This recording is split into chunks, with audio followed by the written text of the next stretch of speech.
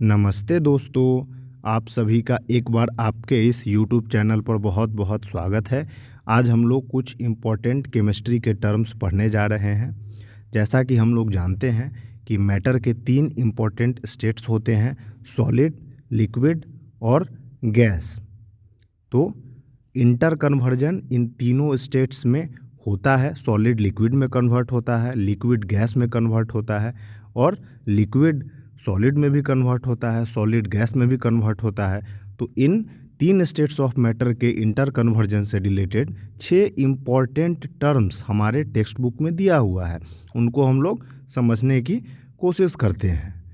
Solid जब gas में convert होता है बिना लिक्विड फेज में गए हुए, तो उस प्रोसेस को हम लोग सब्लिमेशन कहते हैं। सब्लिमेशन का ठीक उल्टा, जब गैस फेज सॉलिड फेज में कन्वर्ट होता है बिना लिक्विड फेज में आए हुए, तो उस प्रोसेस को हम लोग डिपोजिशन कहते हैं। डिपोजिशन को डीसब्लिमेशन भी कहा जाता है। सॉलिड जब लिक्विड में कन्वर्ट होता है तो उस प्रोसेस को फ्यूजन कहा जाता है। फ्यूजन को मेल्टिंग भी कहते हैं। लिक्विड जब सॉलिड में कन्वर्ट होता है तो उस प्रोसेस को सॉलिडिफिकेशन कहते हैं। लिक्विड जब गैस फेज में कन्वर्ट होता है उस प्रोसेस का नाम वेपोराइजेशन है। वहीं जब गैस फेज लिक्विड फेज में कन्वर्ट होता है तो उस प्रोसेस का नाम कंडेंसेशन है। तो ये 6 टर्म्स बहुत इम्पॉर्टेंट है।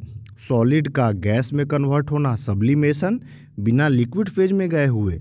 गैस का सॉलिड फेज में कन्वर्ट होना, बिना लिक्विड फेज में आए हुए डिपोजिशन और डीसब्लिमेशन। सॉलिड का लिक्विड में कन्वर्ट होना फ्यूजन और मेल्टिंग। वहीं लिक्विड का सॉलिड में कन्वर्ट होना सॉलिडिफिकेशन। लिक्विड फेज से गैस फेज में जाना वेपोराइजेशन और गैस फेज से लिक्विड फेज में जाना कंडेंसेशन। ये 6 टर्म्स हमारे एग्ज़ाम में आते हैं बार बार और इन टर्म्स को हमें याद रखना चाहिए। उम्मीद है आप लोगों को ये वीडियो पसंद आई होगी। वीडियो को लाइक कीजिए, चैनल को सब्सक्राइब कीजिए और अपने दोस्तों के साथ शेयर कीजिए। Thank you.